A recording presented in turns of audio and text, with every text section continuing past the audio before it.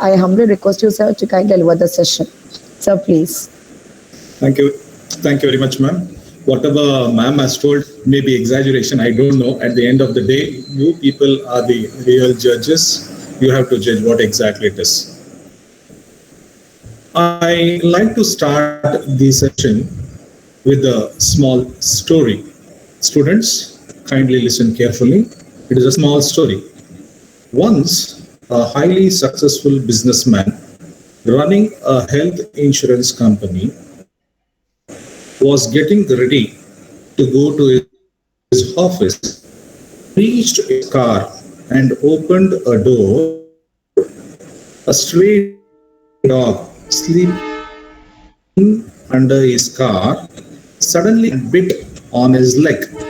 The businessman got very angry and quickly picked up few rocks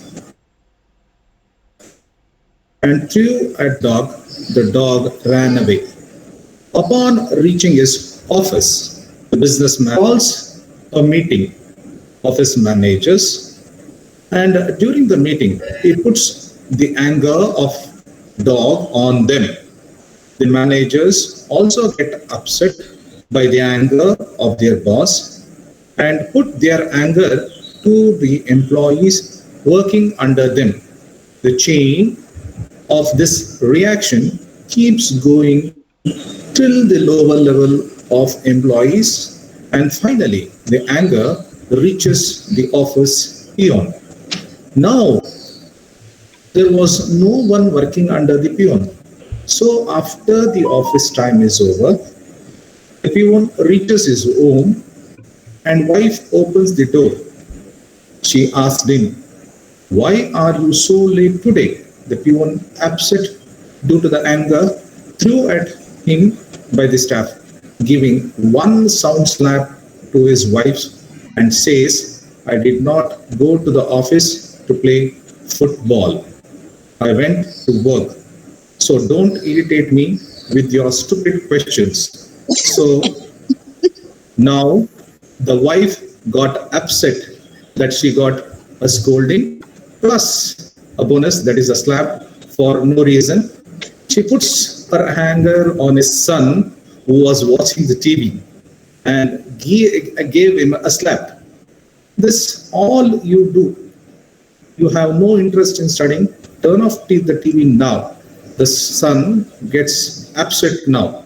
He walks out of his house and sees a dog passing by looking at him. He picks the rock and hits the dog in his anger and frustration. The dog, getting hit back by a rock, runs away barking in pain. This was the same dog that bit the businessman early morning. Moral: this was bound to happen. Reap as one has sown. This is how life works, students. While we are worried about hell and heaven based on our deeds, we should concentrate more on how we are living and behaving. Do good, good will come. Do wrong, wrong will come. Happy morning, dear students and participants.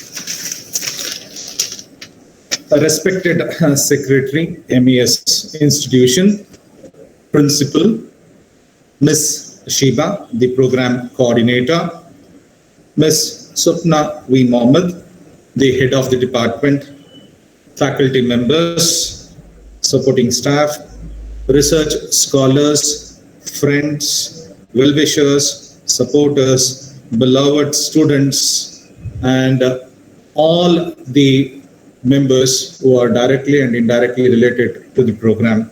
A happy morning to one and all. This is what exactly we have to understand. What we sow, so we reap. This is the context. Keeping this one as the basis, we shall move towards today's session.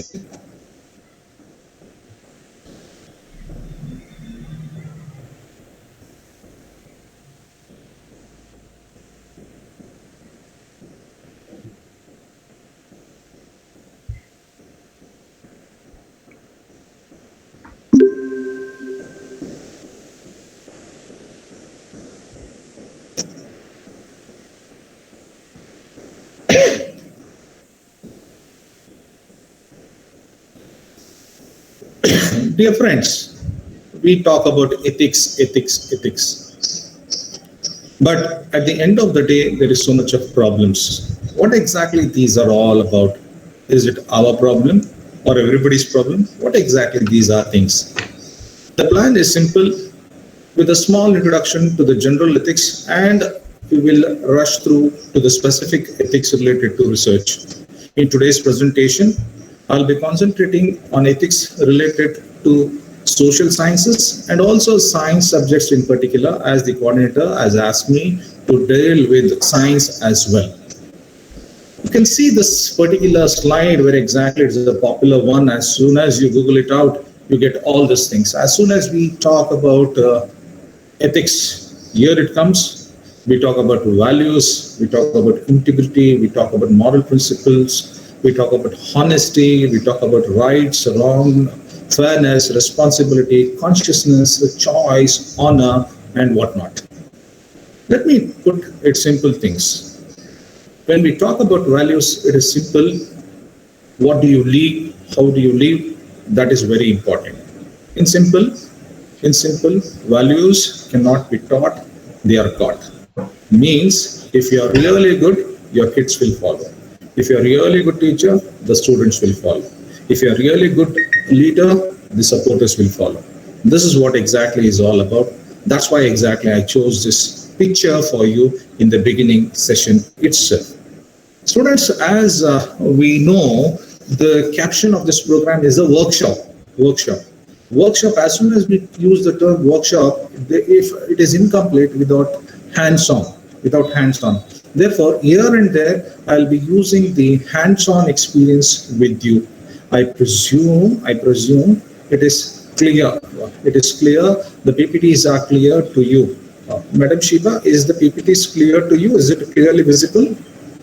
Students, is it clearly visible? Somebody can answer me so that I can proceed further. Is it visible? Can somebody respond?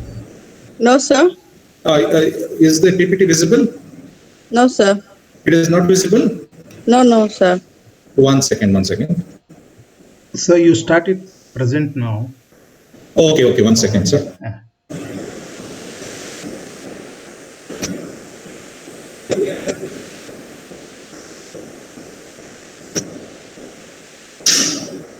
Is it okay, sir, now? Still not it, sir. Okay, 1 second.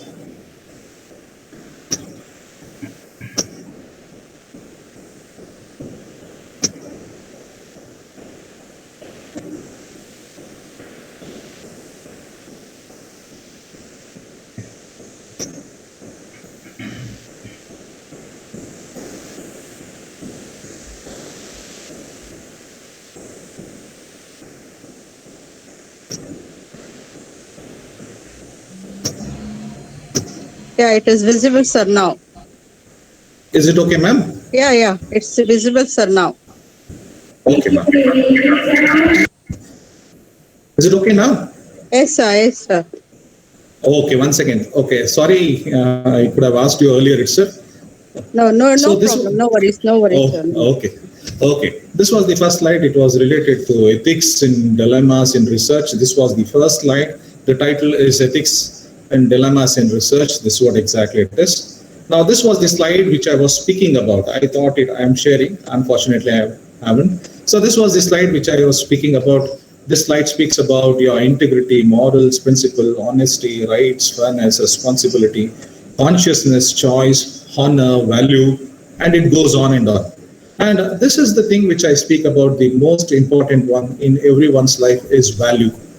See, values are those things we have to inculcate in our youngsters, as teachers, as students, as parents. Everybody have to stand on something. Those values are very vital. So as our research also. Therefore, keeping this first slide as an input, we shall proceed further. I believe you can see now David B. Reskins. Is it visible now? Yes, sir. Okay, thank you. Now, this is what exactly I was supposed to tell and share with you people. This is an hands-on experience and also a workshop. Wherever possible, purposefully, I have kept the hyperlinks alive. It is easy to remove the hyperlinks, but it is unethical.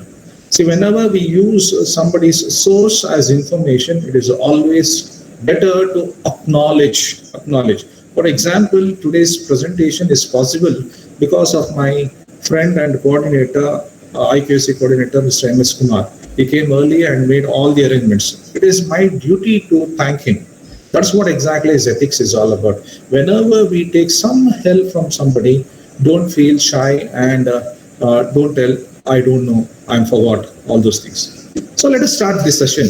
When most people think of ethics or morals, they think of distinguished rules between rights and wrongs, such as golden rule, do unto others what you do unto you. This is a biblical term, it is from a Bible which has been taken. See, whether we like it or not, majority of the resources we take from Western countries. When we take from Western countries, inevitably we have to specify the mythological from Western countries. So whatever you want to do to yourself, you must do to others. That's what exactly it is.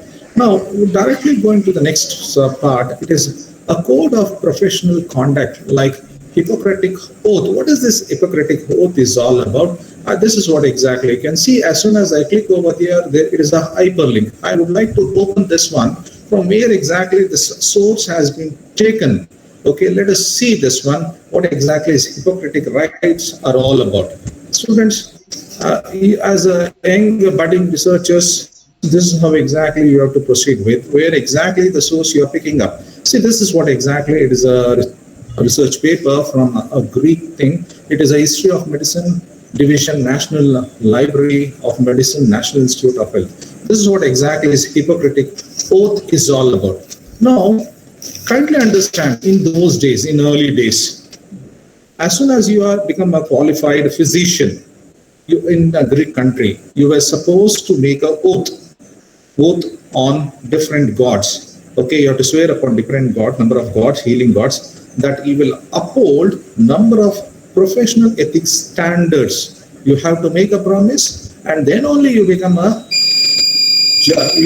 person of a medicine. That was the thing which was done in the Greek. As all of us know, the Roman history and Greek history, they have lots and lots of literature and work which they have done.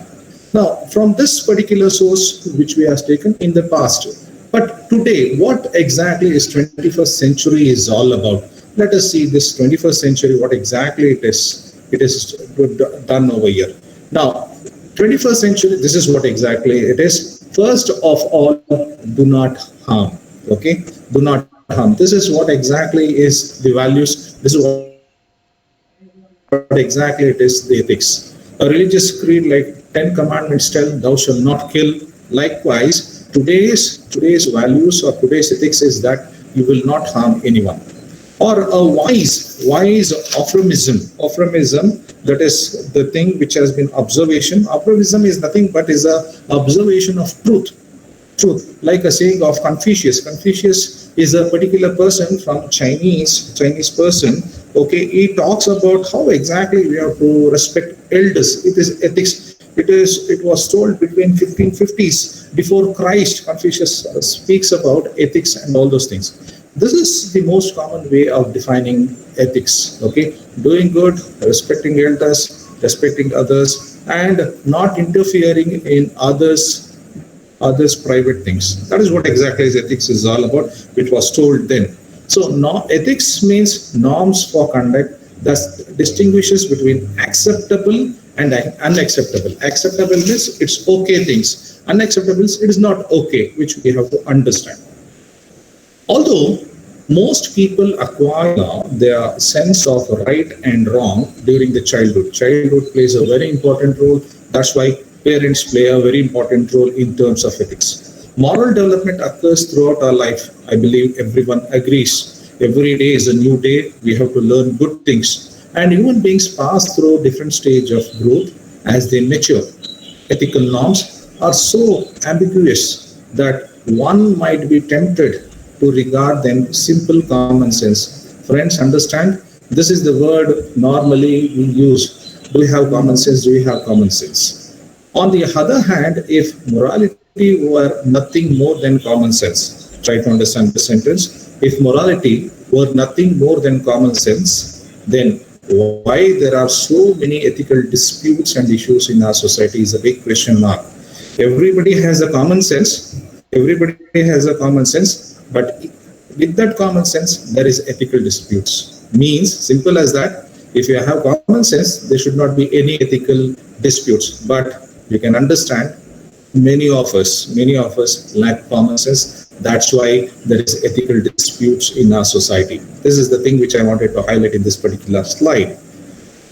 One plausible explanation of these disagreement is that all people recognize some common ethical norms, but they interpret, apply, and balance them in different ways in light of their own values and life experience. This is what exactly I want to tell and suggest, dear students and dear friends. What is good for me, it is good. Whether it is harming others or not, we are least bothered.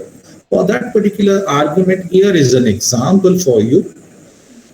Two people could agree that murder is wrong, but disagree about morality of abortion. Try to understand. Murder is wrong, but disagreeing about the morality of abortion because they have different understanding of what it means to be human being. There is a saying which I love to share with you people. If you, which usually one of my friends tells this one. If you kill one, you are a murderer. If you kill many, you are a soldier. If you copy from one book, you are a copycat. If you copy from many books, you are a research scholar. That's what exactly you should tell. But that saying doesn't hold good. That saying does not hold good because today we have plagiarism tests and multiple tests which does not allow to copy. We can also use ethical concepts and principles to criticize, evaluate, propose, and interpret laws. This is what exactly we do. Always we point fingers towards many. We criticize, we evaluate, we propose, we interpret people based on ethics. We have certain ethical standards. Based on that, the society or the institution, whether it is academics or whatever institution, it may be law, whatever it may be, we tell this is okay, this is not okay. Based on some concrete evidences, ethics are interpreted.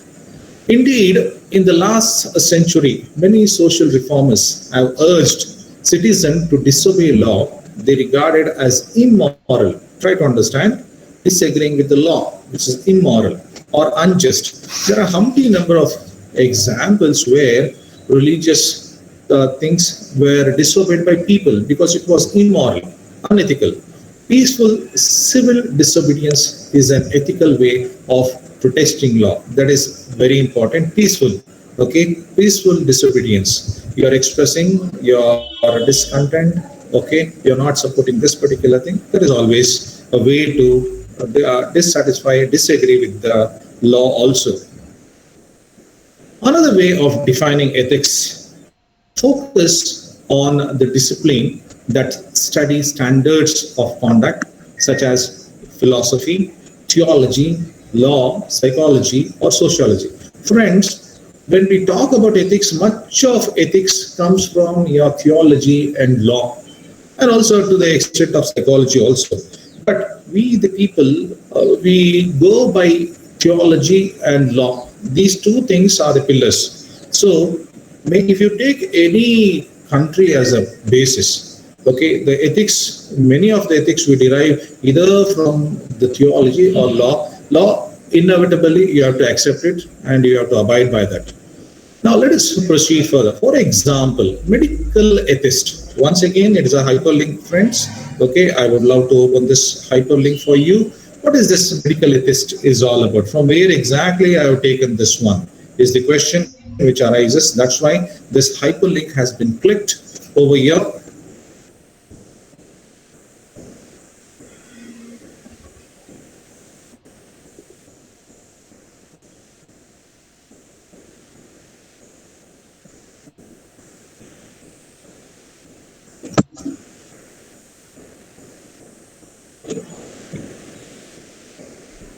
Okay, there was some issues. I would proceed further. Is someone who studies ethical standards in medicine. Okay, he speaks about medical ethics. What exactly medicine? Now today there are humpty number of examples where we talk about medical ethics. I don't want to get into that particular thing. Is someone who studies ethics standards in medicine. One may also define ethics as a method, procedure, or a perspective for deciding how to act and how and for analyzing complex problems and issues. For example, we have so many issues, medical issues. A good physician analyzes, not only analyzes, he gives solution also. So analyzing and giving suggestion, once again, it is an ethical issue. How exactly you have to go about it. That particular thing talks about, and we have undergone the situation, and once again I don't want to get into problem analyzing this particular issue related to medicine. For instance, in considering complex issues like global warming, one may take an economic, ecological, political, or ethical perspective on the problem. Friends, understand, it is a global warming issue. How exactly? Economic point of view, ecological point of view, political point of view, or ethical point of view. How exactly they interpret the same global warming. While an economist might examine cost benefit, it is economist is always, it is your what I pay, what I get. That is the only thing which we talk about. And the ecological person sees as a ethics. He talks about the stakeholders. He talks about the future. How exactly ecological balance should be done. So the concept of ethics differs from person to person. They see the ethics as they want. Many different disciplines, institutions, and professions have standards for behavior that suit their particular aims and goals. These standards also help members of the discipline to coordinate their action or activities and to establish public trust and discipline. Yes, dear friends, try to understand public trust and discipline depends on your institutional ethics. If the institution, for example, many parents, they tell, I want to admit my kid only to this particular institution, only to this particular school. They tell, why? Because that institution stands for certain ethics, certain values. That is what exactly is the public trust. For example, ethics standards govern conduct in medicine, law, engineering, and business.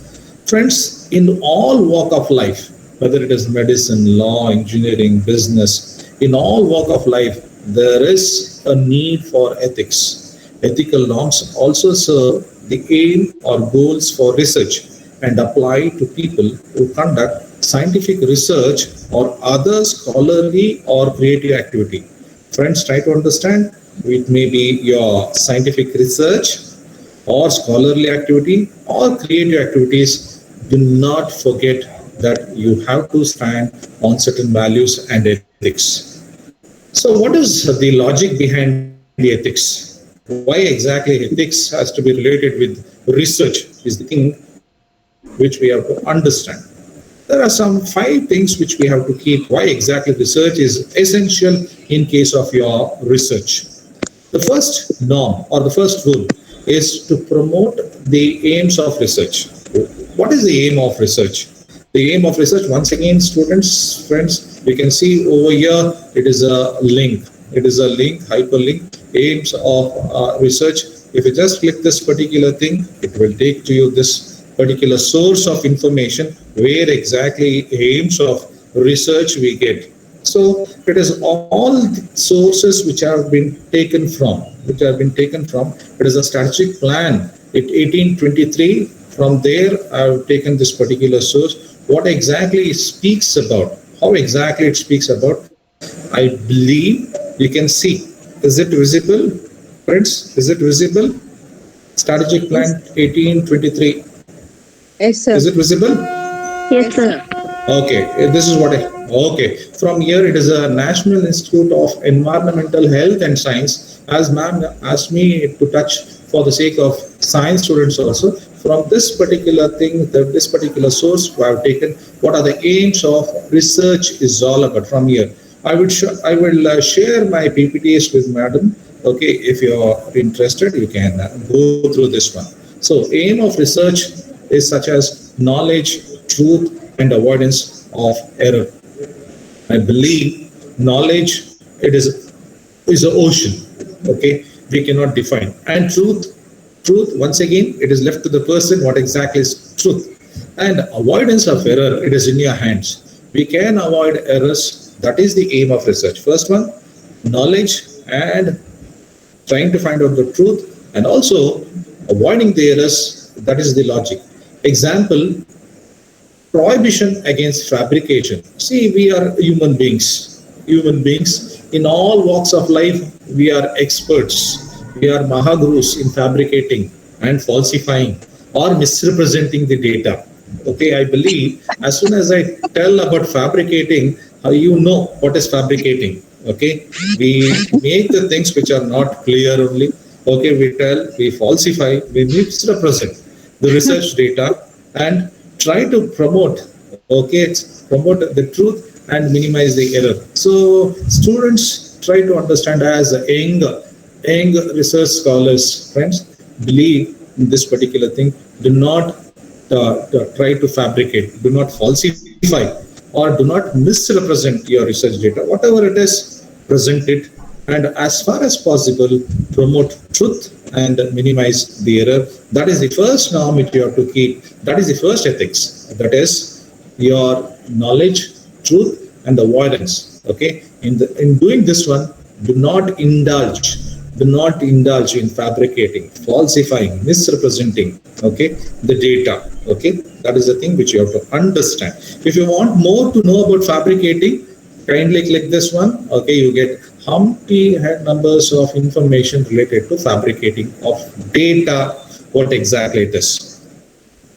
The second source, since research often involves a great deal of cooperation and coordination, try to understand these two C squares, that is cooperation and coordination, very important. See, as an individual in life, we cannot achieve anything.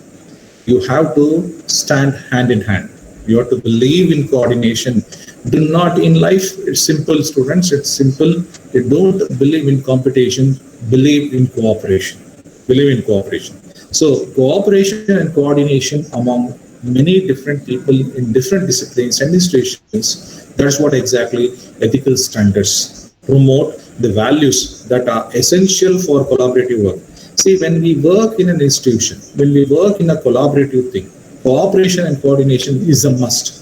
Above all, cooperation and collaborative comes with trust and accountability and mutual respect and fairness. See, once people don't trust you, once they feel there is no fairness, once they feel there is no mutual respect, you cannot achieve cooperation or coordination in any institution, in any walk of life. It may be your family life, it may be your professional life, okay, whatever life it may be. So if there is no fairness, if there is no trust, okay, in such a case, there is lack of ethics in that particular one. For example, many ethical norms in research, such as guidance for authorship.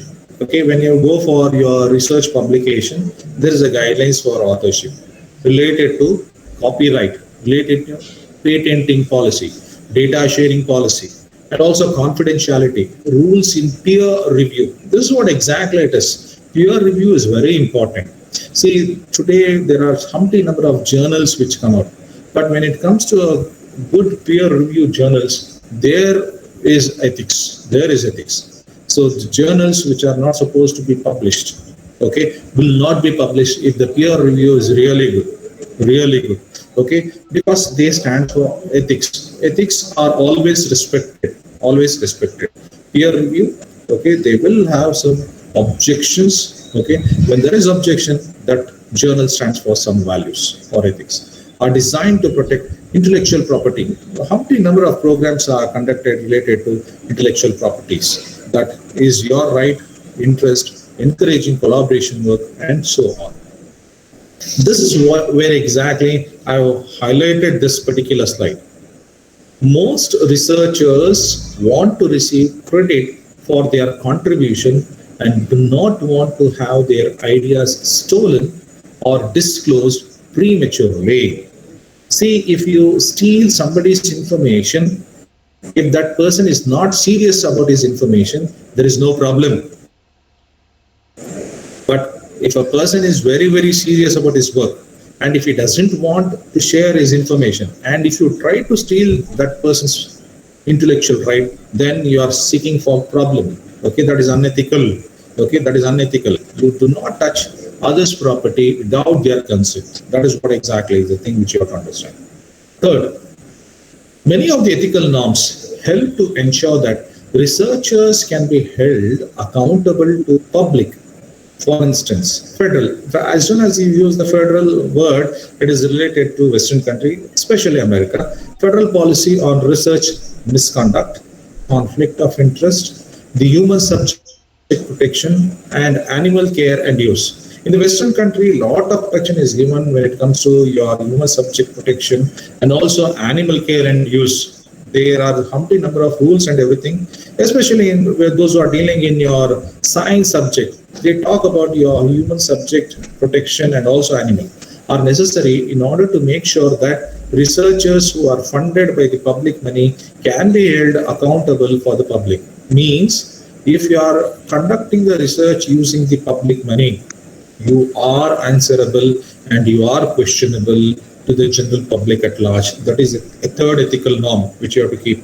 When you are using the government money, you are questionable, you are answerable. That is what exactly this third point speaks about. The fourth one, ethical norms in research also help to build public support for research. People are more likely to fund a research project if they can trust the quality and integrity of research. I believe I can share this example with you. With the COVID in place, I believe many research labs are conducting the research related to the vaccination for COVID-19. There are many funding agencies which are ready to fund and to come out with a better vaccine day in and day out. They want results. That's what exactly it is. If people believe that your research is essential for the society, they are ready to invest in your project. The only thing is that welfare, if there is a welfare for the society, funding may not be an issue, but it should be an ethical one. Finally, many of the norms of research promote a variety of other important moral and social values such as social responsibility, human rights, animal welfare, compliance with law, public health and safety. Ethical lapses in research can significantly harm human and animal subject, student and public. It is a big one. You can take just social responsibility and you can talk. You can just check human rights and ethics, you can talk. Animal welfare and you can go ahead. So in a nutshell, ethical values are related to the every aspect, whether it is a social, human, animal, law, public health, students, okay, for everyone, ethical issues are very, very essential. That's what exactly is the final conclusion which you have to understand. For example, a researcher who fabricates data in clinical trial may harm or even kill patients, and a researcher who fails to abide by regulation and guidelines relating to radiation or biological safety may jeopardize his health and safety or the health and safety of the staff and students.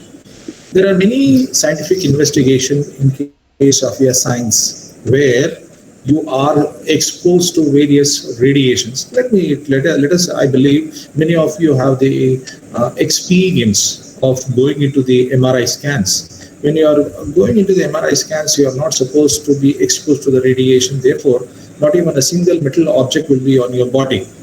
Apart from that, even the person who is an operator, he will not be there in the room. He will be out for safety reasons. Similar is the situation in case of your science. You should not fabricate in the clinical trial error. There are humpty number of examples where things have been gone wrong.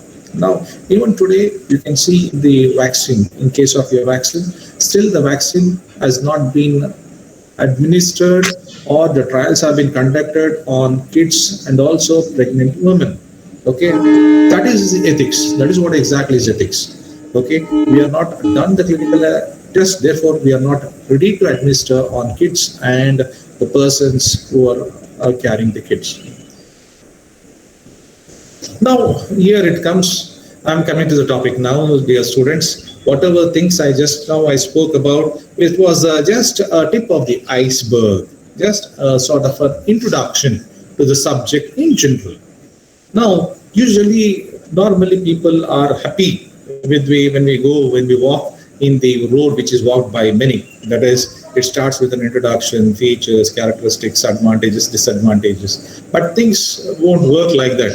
When we go for a presentation, there are different styles, different methods, different persons have different styles. So, as soon as we speak about your ethics, okay, the word ethics has been derived from the Greek word ethos, means character. I would like to use a phrase used by Swami Vivekananda. What he exactly speaks about character, I would love to share with you. I always speak with my students this particular slogan. A man without character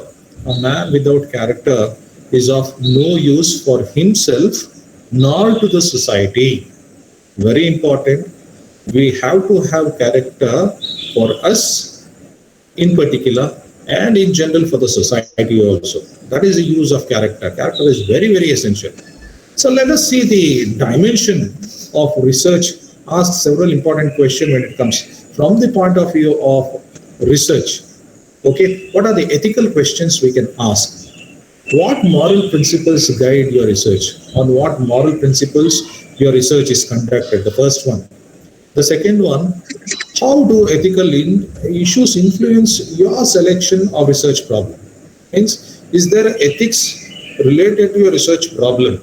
Some problem may not be a problem, but you try to convince that it is a problem. It has ethical issues. That is once again, it is an ethical question.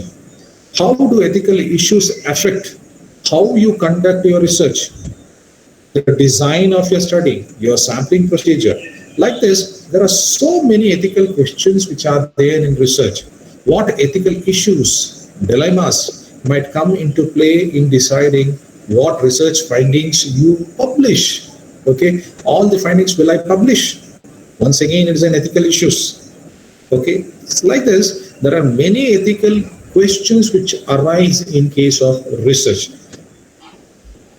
Now, this is what exactly the main issue which we have to discuss and we have to understand, dear students. There are 7 pillars for ethical issues in research. The first one is informed consent. The second one is deception. The third one, privacy, related to confidentiality and also anonymity. The fourth one is physical or mental distress. The fifth one is problems in sponsored research. The seventh one is scientific advocacy. So, dear friends, many things are related to science and many things are related to social science also. Much about will be spoken about is related to the sixth one. Sixth one I will speak in detail, but I will just have a glance one by one. These are the 7 pillars which I have identified and I have taken from the open source for today's presentation. The first one is informed consent. Now, this is what exactly is informed consent. It is a practical example which has been taken. This is from an example from an American study. This study is related to, they want to know the drinking pattern related to water and attitude among college senior principal investigator and contact information. Means simple to tell. See, when we are collecting information, for what purpose you are collecting, under whose supervision you are working, and all the related information you have to give to the subject.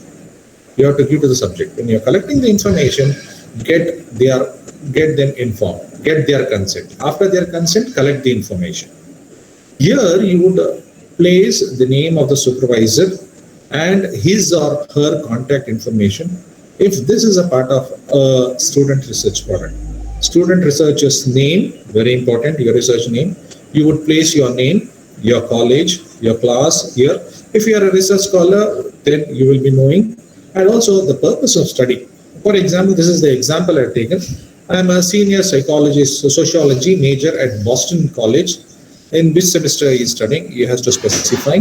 And sociology honors thesis. I'm working closely with my superior, Dr. Sherlyn Hesselbiber, okay, Beba, who will be the main contact person. Like this, your supervisor, everybody's name and what purpose, everything you have to specify in the informed consent. Before collecting the information, get their consent and proceed.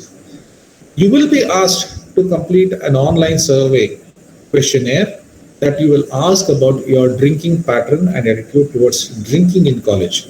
We are also interested in your opinion regarding the general drinking environment at your college.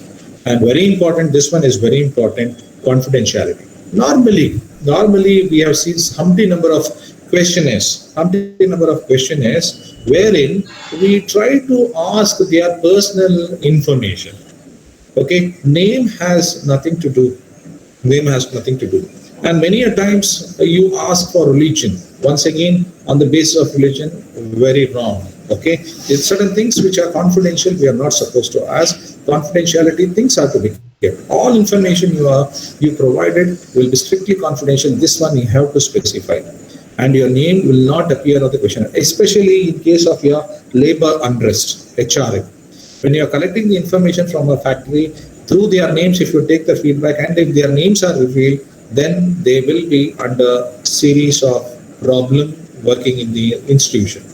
Your questionnaire will contain an identification number, just a number that is known only to you by the principal investigator, that is the researcher, you are the principal investigator for the study, which was told not now, it was Frieden and Buchan in 1986 itself. They made it very, very clear. Identification numbers will be used, not the names. And once again, they will be kept confidentially. The names will be kept confidentially. This was propagated then itself. Now the first one is over. Second one, we shall go towards second one. It is deception research. Deception research, friends, try to understand. The first one was informed consent. Okay. The second one is deception research. Sigrid Slickeveld. Okay, it was published in 13/3/2019. It is related to deception research. What is this deception research is all about? Central to the ethical standards governing the participation of human subjects in research is the notion of respect for persons. Okay, this principle demands that subjects enter into the research voluntarily and with adequate information. This is what exactly it is. For friends, try to understand. In case of your science subject, okay, they enter voluntarily with all the adequate information. Okay, you should not deceive them. You should not hide the information. When complete information is given and then it is given to them, then you can go ahead. There is no deception. When deceptive methodologies are used, participants are given incomplete or misleading information about what to expect during the study activity, which compromises the ability to give full informed consent. Even today, okay, when there is no complete information, people are scared. People are shy away to come forward to share their experience or to undergo certain procedures because the information is incomplete. You should not deceive in case of your research.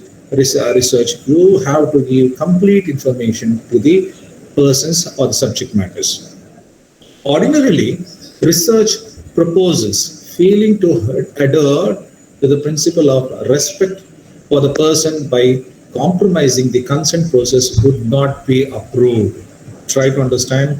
We have to satisfy and we have to adhere the principles of not deceiving. If you are deceiving, you will be under a serious problem in Western countries. Okay, However, in unique circumstances where the study design requires omission of details that might alter subject's response that are being investigated, vital information about the study or study activities can be withheld from the subject until after the participation. There are some exceptional cases where in order to get the true figures, you may deceive. That one we cannot talk. That is not in an umbrella. It is related to the government things. It is related to intelligence. It is related to the country's issue. Okay, where they withheld certain things.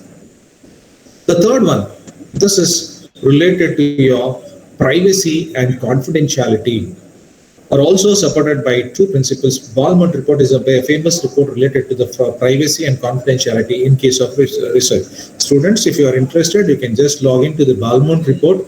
Okay, it is complete information is given to the confidentiality and privacy. What exactly is privacy is all about. So normally when privacies are there, people want to know much about private things, but in Western countries, private things are protected. Paparazzi is protected 100% there. Respect for person. Individuals should be treated as autonomous agents, able to exercise their autonomy to the fullest extent possible, including the right to privacy and right to have private information remain confidential. Their personal information is to be protected. Friends, let me tell this thing. So certain personal issues we should not worry about. Professional issues, yes, everybody can discuss about the professional issues, but much of us or many of us are worried about their personal life only, not the professional. Okay, dear students, worry about the professional things, forget about their individual problem. Individuals, every individual has their own problem. Let us not worry about their individual personal things. Let us worry about professional things. Next one you can see over here is beneficence. Maintaining good welfare. Maintaining privacy and confidentiality helps to protect participants from potential harms, including psychological harm such as embarrassment or distress, social harms such as loss of employment or damage to one's financial standing, and criminal or civil liability. This is very important. In the Western countries, when you go for research, this plays a very important role. You cannot reveal their identity, and if there is a loss because of your research, okay, you have to pay. Not only pay, you may have to face some criminal charges also. Therefore, some beneficency, that is, research should have a welfare measures to protect the welfare of the participants. Maintaining privacy and confidentiality helps to protect participants from potential harms, including psychological harm, just as I told you, okay, criminal. Especially in social behavioral research, the primary risk to subject is often an invasion of privacy or breach of confidentiality. If there is a breach, you are asking for a problem. If there is a breach, means if what you are seeking, if it is not used for that particular purpose, you are asking for a problem in case of a research. So the next one, the fourth one, is the mental distress. What is this mental distress is all about? Mental health research is required to build evidence of effective, acceptable, and feasible service for context where mental health condition may be aggravated by experience of disaster or displacement. Such research, as with all human subject research, must be ethical and maintain high standards of research integrity. Consequently, the need to confront the ethical challenges inherent to conducting mental health research in emergencies is clear. So, both human rights and research ethics are concerned with normative standards and make claims about human ought to be treated in certain situations. This is what exactly, how exactly humans are to be treated, everybody knows. We did not tell how exactly they could be treated, everybody knows. This is what exactly one has to understand, how exactly we have to treat the human beings in case of a research. They emerged from a shared history of rights violations, stimulating an international human rights regime and guidance relating to medical ethics. These guidelines codify normative standards which healthcare research must uphold. In case of health research, there is a guidelines. Accordingly, we have to conduct the clinical research in case of science subject. This is what exactly is the procedure. This is how exactly you have to undergo. There are umpty number of rules. That's why exactly many of us were wondering during the COVID period, why can't we come out with a vaccine? Why can't we come out with a vaccine? This is the thing. Okay, there is a code of conduct. There is a guidelines. Accordingly, it has to process, which is a time-consuming one. Okay, because of that only, we have to maintain certain norms and standards. The fifth one, the ethical dilemma of industry-funded research. This is a beautiful one, which you have to understand. I have shared the link also related to this one. Science students, kindly listen. Science isn't cheap. This is the word. Science isn't cheap. Okay, nothing comes free, students. It is not cheap. And research needs funding. But researchers crossing ethical lines by accepting money from corporations and government. Corporations, Americans use corporations, we use companies. Simple as that. From corporations and governments. This is the name. This is Kevin Bonka. Kevin Bonka is a recipient of a fellowship from Dow Chemicals Company and a PhD candidate at University of Michigan School of Public Health. He studies water quality on a global scale. Try to understand water quality on a global scale. And receiving this funding will allow him to pursue his research further.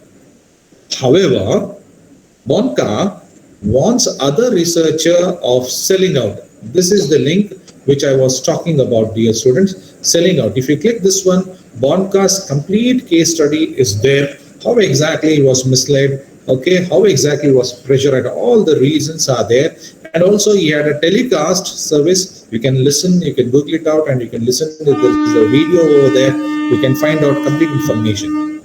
To funding opportunity, in a particular, when companies or government agencies hand over money, design the studies, and then decide whether or not to publish the findings. This is the dilemma which I was talking, whether to publish or not to publish, whether to share or not to share the findings. This is the biggest ethical issue which is there. It's a question of weighing the good this fellowship will do against the potential cost of the association. Bonka told the state telecast. This is the case. I will share the PPT. Those students who are interested, you can just log in and you can get the complete information of the funding agencies, what exactly is funding agency. This was the thing which I was talking about, dear students. This is a picture which shows many a times we do this one. Scientific misconduct or fraud. Okay, you can see the picture over there. Something is confidential, which has been stolen, which has taken away. This is what exactly is the sixth pillar, which you have to understand. What is the sixth pillar? Is scientific misconduct or fraud. We understand this word better rather than misconduct. Okay, fraud, which will open, it's an eye opener, the word. Behavior that would be considered scientific misconduct could occur at all points of research protocol. Say research is a process, everybody knows. In this process, there can be various stages where exactly there can be misconducts. You could encounter different types of misconducts at different stages, right from origination of a research study itself to the publication of results. Till, okay, as the saying goes, from womb to tomb.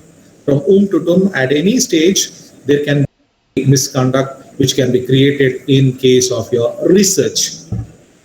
Now, this is what exactly it is listed below or top transgressions that peer reviewers and journal editors look for incorporating contents both from the World Association of Medical Editors and US Office Research Integrity. Many of you may wonder, I've taken everything from the Western culture, whether, as I told you in the introduction itself, okay, it is completely Westernized. Okay, whether it is your style of presenting your literature, we have to follow either your APA style or MLA style and Chicago style, whatever the styles of presenting a research, that is the thesis. Everything is from America and Western countries only. That's why we have taken the World Association of Medical Editors. The first one, this is the 10 transgressions students try to understand. 10 transgression, we are under point number 6 students. We are discussing scientific misconduct or frauds. Students, are you with me? Is it boring? Are you listening? Somebody can respond. Yes, sir. Are you listening? Yes, sir. Yes, sir. Is it boring? Is it boring? Oh, no, it's not. No, sir, no, sir, no, sir. Okay, thank you, madam. Thank you, madams. Okay, I will proceed. Now we are in the 6th one, that is scientific misconduct or frauds. Now, in this, the first one, under this, we have 10 points. The first one is transgressions, that is misappropriation of ideas. What is this misappropriation of ideas? Taking the intellectual property of others, perhaps as a result of reviewing someone else's articles or manuscript or grant application and proceedings with an idea of your own. Simply taking away somebody's information and labeling your name. That is the first problem which is there. You have to be very, very conscious about this one, misappropriating of ideas. The second one is plagiarism. What is this plagiarism is all about? How exactly plagiarism works is the thing which you have to understand. Utilizing someone else's word, published work, research process, or results without giving appropriate credit via citation. This is what exactly it is. Citation is very, very important. When we cite, do not forget to give credit. Whenever we take help of others in life, do not forget it. This is the moral of the story. Students, we easily forget about the deeds which are done by others to us. Okay, a small help which is done by others in any walk of life, do not forget it. Always remember, always cite, always share. It is true in your personal life, it is true in your research life also. Next one is self-plagiarism. This is a typical one which we do teachers. Same article of yours, you present in one seminar, you present in other proceedings, and once again you publish in other thing. Okay, recycling or reusing your own work without appropriate disclosure and citation, that is called as self-plagiarism. Stealing your own works, stealing from your own house, even that is not allowed, that is unethical, which we have to understand. The fourth one is impropriety of authority or authorship. Claiming undeserved authorship of your own behalf, excluding material contribution from co-authorship, including non-contributors as authors, or submitting multi-authors papers to journals without the consensus of all named authors. This is what exactly it is. 2-3 of you do it, but you fail to recognize, you fail to note, you fail to give the credit to them. That is what exactly one has to understand. Always specify those persons who have worked under you. Always share their names. That is what exactly is the fourth one.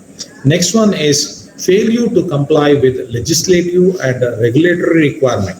Very important. Try to understand. Law is above everyone. Okay, we have to respect all the legal things. It will be result in willful violation of rules concerning the safety, and also we have to be very, very cautious when it comes to using the information related to chemicals, care of humans, animal test subject, inappropriate use of investigative drugs or equipments, and inappropriate use of research funds. Okay, funds which are specified for specific use, you are supposed to use only for that one. Okay, you are not supposed to do. Next one is violation of generally accepted research practices. This can also include the proposal of research study, manipulation of experiments to generate preferred result, deceptive statistics. This is what exactly is the problem. Deceptive statistics. Okay, statistics can be manipulated, misrepresented, or analytical practices to generate preferred result. How exactly I want the result? Okay, I get the result as it is. That is the thing. Or improper reporting the result to present misleading outcomes. The information which is unclear, which is not truth. That is it. Even that is a problem. Next one is falsification of data. Rather than manipulating the experiments of data to generate preferred result, this transmission simply fabricates the idea entirely. I spoke about fabricating. I don't want to speak much about that one. Next one is failure to support the validation of your research by refusing to supply complete data sets or research material needed to facilitate validation of your result through a replication study. Whatever work you do, you should have all the supportive documents. With supportive evidence only you have to talk. If you don't validate the data, then once again you are asking for a problem, or rather we can tell it is unethical. Failure to respond to known cases of unsuccessful validation attempt. Published research that is found to be flawed should be retraced from the journal that is published. That is as simple as that. You are talking about your literature, what exactly the failures which are done in the past, even that you have to specify. Next one is inappropriate behavior in relation to suspected misconduct.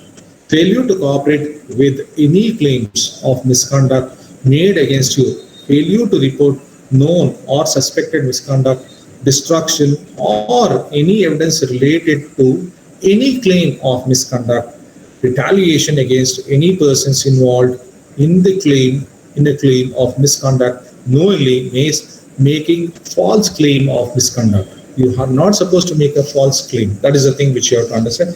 These are the things that is misrepresentation or misconduct or frauds which we do in these 10 forms, which we have to avoid in your research.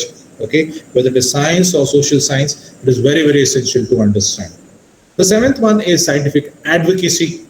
I believe this is what exactly is the dilemma which we are living in, the scientific advocacy. So whatever the science says, whether it is true, don't know. With the discovery of DNA and ability to separate and transfer genes from one organism to another, scientists have created a new way of solving many tasks that were unimaginable in the past. With these new tools, however, scientists have also found new challenges that would be hardly be conceived in earlier days, such as needed to be communicate and advocate their research to public and to policymakers, secure funding for expensive experiment, and address ethical concerns resulting from their work.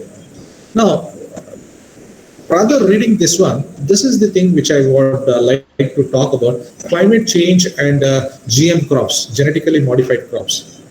There are something, whether it is pumpkin, whether it is brinjal, whether it is tomatoes, everything is GM. It has been genetically modified. But when you are genetically modifying the things, okay, what is the effect on your body? Okay, is it wise? Is it okay? Is a big question mark. So still the debate is going on. Okay, so it is all about your ethics. Science has made our life easy. Yes, we do agree, but at what cost? Global changing use of ACs, life is luxury. Yes, at what cost? Okay, all these questions are to be answered in an ethical manner. So, friends, this is the last slide which was supposed to share with you. Okay, this is the references which have been shared, and also there are links which have been given to you. You can have that links and you can share this PPDs also. Now, I'm ready to your questions and answers sessions. I'm open for the discussion now. The students, I'm open for your discussion, and let me tell you, there is nothing called as I may not be in the position to answer some questions also, as our area of study and knowledge is also limited, which I can openly accept with you. So this time for your questions. Participants, kindly clarify your doubts. This is the time for your discussion. Kindly clarify your doubts if you have any, please. You can either post in the chat box or you can ask directly. Anyway, it's fine.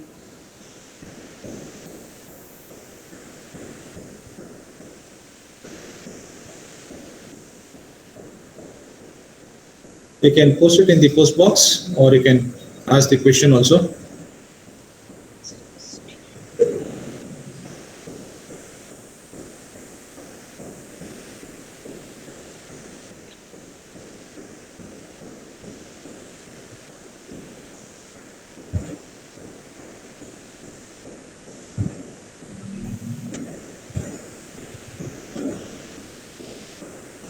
When it comes to questions, students are the same, whether it is in Kerala or Karnataka or Tamil Nadu, they are mum. They don't open, they don't ask questions. So I had one doubt. It came in my personal message. Yeah, we have Tell me, ma'am. another one in chat box also, but I've had one doubt from Okay. Miss Anchita. She's a research scholar and Okay. she has asked a doubt stating, so what is exactly meant by responsible publication and what is it different and what are the ethical aspects of responsible publication? Responsive application. Ma'am, what exactly is publication. responsible publication? Okay. Now, once again, as I told you, there are two aspects. One, research which is serious, which is oriented towards the society, and others research which is for myself, which is more for self, getting a degree as such. Responsible or responsive. See, some work, when we start only, we know what is the use of this research. See, what is the end game of my research? Whether there is a validity. When the findings comes out, yes, this one is definitely benefits the readers or the research scholars or the students. Okay, that is the thing. So, for example, let us take the example of your online classes. Okay, online classes, I want to make a publication related to the online classes. The name itself tells, yes, there is a response, there is a validity, there is a need also. So whenever you go for the responsive publication, as a research scholar, you will be knowing what exactly is the validity of your own research. Nobody did not tell. Certain things are, we know, as I told you in the beginning itself. So ethics means nobody did not tell what is right and what is not. We know. But as the question is raised, responsive publication means the publication which has acceptance, which will benefit the public at large or the students at large. That's what exactly is my perception. It is my individual perception. That's how exactly I understand that. So we have had two more doubts, sir. It's in the chat box. Rekha ma'am has Yes, ma'am. asked, can you please Yeah, tell tell me, me. sir, how to give citations in a thesis? Yes, definitely, because tomorrow there is a presentation. Tomorrow I will be dealing completely related to the citation. And once again, it will be a hands-on. I will be taking to you. I will be talking about your different styles. Okay. And over there, I'll be showing you how to cite and how to go about with the citation. And as of now, I don't have my PPTs ready related to tomorrow's presentation. Tomorrow, I'll be showing you hands-on how exactly to cite and how to go about with avoiding plagiarism while citing. That will be dealt tomorrow. Is it okay? Okay, Rekha sir, ma'am? definitely, sir. Rekha ma'am, we have a 2-hour session tomorrow entirely devoted to the topic. So I believe your doubts will be clarified then ma'am. Okay, so we have two more doubts again. Shaswati Please. Das, she has asked, Okay. how much self-plagiarism would impact on the publication? Once again, I have taken my own publication and I'll be sharing tomorrow. Two publications I have taken. It was in 16 and 17, if I am not mistaken. Two of my papers I'll be sharing with you, and I'll be showing to you online how much percentage is okay. And the time when I was doing the research, it was less than 30% was okay. Less than 30%. What is this 30%, 20%? All about these things I will share online, and I will show you how much percentage is feasible, how much percentage is okay, I will show you. And there are different colors also, okay, while finding out the plagiarism test, that will be shared to you once again tomorrow. As ethics and this plagiarism, both the things go hand in hand. Is it Sir, okay, we ma'am? have had, yeah, Shreya said thank you. Sir, Okay. we have one more doubt from Razia Sultana. Ma'am has Yes, yes, asked, ma'am. I have a question. When the sir mentioned about stealing is also unethical, even when we steal something from our own source. So Yes. she needs clarification on that point, sir. Okay, ma'am, definitely. For example, I publish a paper in my college journal. I publish a paper in my college journal. It is my own. Okay. And once again, another workshop is conducted, another seminar is conducted. The same paper is taken, and the same paper is presented there also. It is your own paper. Try to understand. It is your own material which is published in the college, and the I same got it. paper I you got are it now, taking sir. and you are publishing. Okay, it is a duplication. That is Yeah, also yeah. not allowed. Yeah, Okay, just ma'am? I got it, sir. Got it. Thank you, sir. Okay, thank you, Razia, ma'am. Thank you. Sir, we have had one more doubt, sir. She says Please, ma'am. it is from Ash, Ashna, I believe. So she has Okay. asked, she's Oh, from science discipline and she oh, needs a clarity on the concept informed consent. So what she okay. asked is, we are supposed to have or require or receive an informed consent, but in majority of the cases in real life situations, this doesn't happen. So how is it that we have to follow ethics in research, but no ethics is followed in the practicality after research? Definitely, I will answer this question. In case of your social science,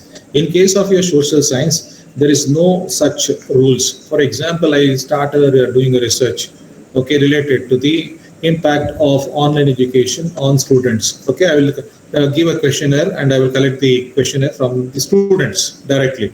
Okay, without having an informed consent, just I will tell this is you just tick this one and what do you feel. That's okay. But there are certain researches in case of your science. In case of your science, you should be very very cautious and you have to get certain minute details with their consent. With their consent. I cannot give the examples related to the situations, but there are certain serious issues which are related to the persons. When the subject matter, when you are collecting the information about the subject matter, okay, you should tell for this purpose I am collecting the information. That is what exactly is informed consent. Means this is the case I am doing. For example, let us be very specific. For example, your people have been affected by COVID. Okay, affected. For example, let us take an example. Around 50 of them are affected by COVID. Out of that 50, I am sure, okay, less than 20 people will come forward and tell I have been affected by COVID. I have been affected by COVID. Remain 30% will never ever disclose this fact. Okay, that's why for the 50 people you have to tell, okay, you have to tell this is the thing I want to make a thing, I want to make a study. Okay, if you are willing, kindly fill it. 50 persons are there in your side. You know, you're a doctor, you know they have been affected by COVID and you are treating them. But when you ask their responses about the behavior during the COVID period, if they are not ready to share the information in the form of a questionnaire, in the form of providing the sample, okay, then that's what exactly you have to get. You have to inform them. If they are willing, then you can take. That's what exactly it is. I believe you are convinced now with this example. Shiva, madam? Yes, sir. I think the answer, Hello? the doubt was clear. So I have one more message in my chat box. They have asked about Yes, ma'am. confidentiality, ma'am. Confidentiality, sir. Her Oh, doubt is she yes, is yes, doing the yes. research in financial domain. So her problem is at Okay. many instances when she went for data collection, she had to sign an NDA, non-disclosure agreement. So she couldn't let out the data. Yes. So what she asked is, if I cannot substantiate my study, how can I prove whatever I did is correct? So if I have to sign a confidentiality That, agreement, then what purpose does that data serve to me other than No, increasing my knowledge acumen. This is what exactly I told you in the beginning itself. In 1986 itself, there is a praise. Where exact see in our country, getting the research to the maximum level best is still in the initial stage. In the Western countries, yes, they have reached their pinnacle or the greater heights. They are open to the source. Some source they will give, but in country like us, getting the information is very difficult task. And if you are getting the information also, publishing them is a big challenge. Therefore, in case of such things, it is always you have to depend on the data which have been published. The data which have been published. I presume when it comes to the financial data, many data which are published in the public domain, the audited reports or the statutory reports, based on that we can go ahead, rather than if you are collecting the information, if it is a confidential one, it is difficult. It is very difficult to disclose the source. That is the biggest challenge to reveal in your report as such. That's what exactly I presume. But those things which are in public domain, you can share. But those things which are confidential, okay, you should be kept confidential. And especially when it comes to financial things, it is not a big issue, but a clinical thing, yes, okay. That's as I told you. Many persons, they don't want to reveal their information related to their personal health and everything. But in case of finance, yes, those things which are available in a public domain, you can. That's what exactly I understand, ma'am.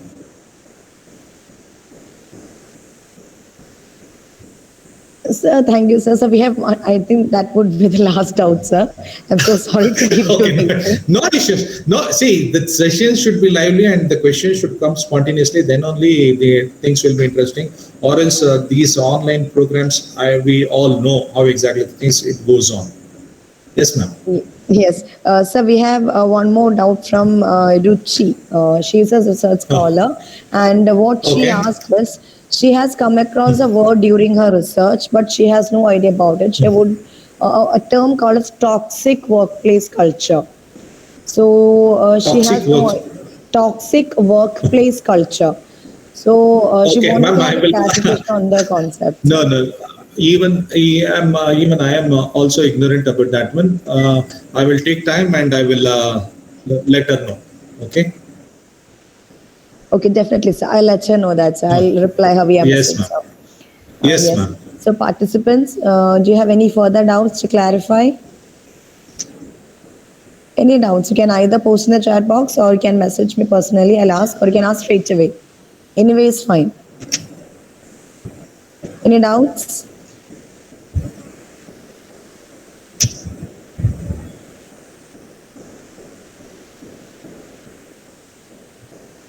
I believe we can safely say that almost all the doubts were clarified. So it was actually a foolproof presentation. So Yes, let me wonderful, move on. wonderful. Uh, Okay, so participants, let me take this opportunity to officially thank our resource person.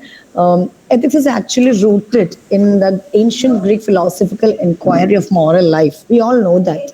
It refers to a system of principles which are critically change previous considerations about choices and actions. It is said that ethics is actually a branch of philosophy which deals with the dynamics of decision making concerning what is right, what is wrong. But scientific research work, as all human activities, is governed by individual, community, and social values.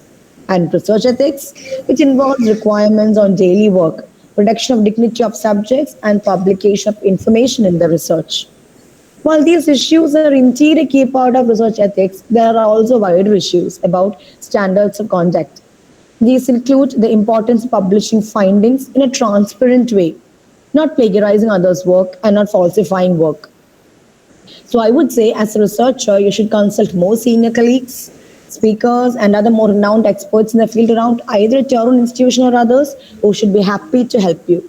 After all, it is in everyone's interest to promote research ethics and support the integrity and reputation of research.